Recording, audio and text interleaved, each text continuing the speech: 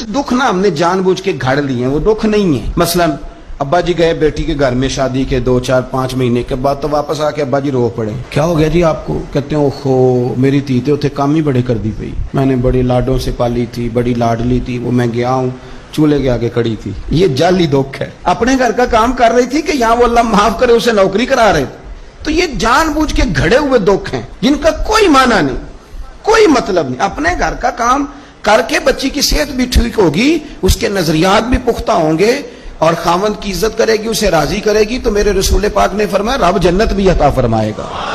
लेकिन ये दुख है जनाब, हो मैं गया गर्मी बड़ी सख्त थी, ये दुख है कोई कि मेरी बेटी रोटियां पकाती है जी, शुक्र कर पकाती है, अल्लाह का एहसान समझ। ये तो दौर है वसवसों का। मैं तो कहता हूं इसमें जो बंदा ज्यादा मसरूफ है ना, जिसको रोटी खाने का टाइम भी मुश्किल से मिलता है, वो भला आदमी है। थक के सोए, ये टेंशनों में ना पड़े, चुगलियों में ना पड़े, गीबत में ना पड़े, गिले ना करे, बुरी सोच ना इसे आए, अल्लाह का शुक्र अदा कर। आजकल तो मैं देखता हूँ सारे बेचारे नौजवान लड़के, उन्होंने जुमे वाले दिन हैंगर लटकाए होते हैं पीछे, सारे कपड़े धोबी से इस्त्री करा के ला रहे होते, पता नहीं कहाँ काम काज होते हैं, हमें नहीं समझ आती। सब ने साइकिल पे रोटियां लटकाई होती हैं, खाना पक गया रोटियां ले आओ, कौन से काम की बात। फिर भी अब्बा जी रो रहे हैं आके। और ये बच्चियों की ट्रेनिंग करें, आप यकीन करें ये मुफ्त के रट्टे हैं, झगड़े। सुनो मेरे रसूल पाक ने क्या फरमाया। किसी ने पूछा हुजूर बेहतरीन मुसलमान कौन है, तो नबी पाक ने फरमाया जो सलाम लेने में पहल करे और रोटी ज्यादा खिलाए।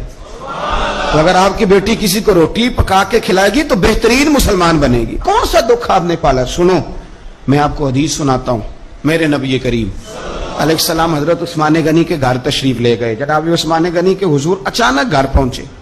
हजरत अबू हुरैरा रदी अल्लाह तआला अन्हु फरमाने लगे, जब नबी पाक अलैहिस्सलाम उनके हुजरा नूर में दाखिल हुए ना, नबी पाक की शहजादी से बढ़कर तो कोई शहजादी नहीं ना। ये तो वो खवातीन है जिनको कुरान ने सबसे बेहतरीन कहा हुजूर के घर में रहने वाले लोगों को। हुजूर की लख्ते जिगर जनाब रुकैया। हजरत अबू हुरैरा कहते हैं हुजूर अचानक पहुंचे हजरत उस्मान गनी के घर, तो जनाब उस्मान गनी चारपाई पे बैठे थे और जनाब रुकैया अपने हाथों से उनके बालों में पानी डाल डाल के उनके सर को धो रही थी। यानी चक्की भी पीसे जनाब रुकैया, लेपा पोती भी करें कच्चे मकान को, घर का सारा काम काज भी करें और अपने शौहर के बालों में पानी डालकर वो सर भी धोए।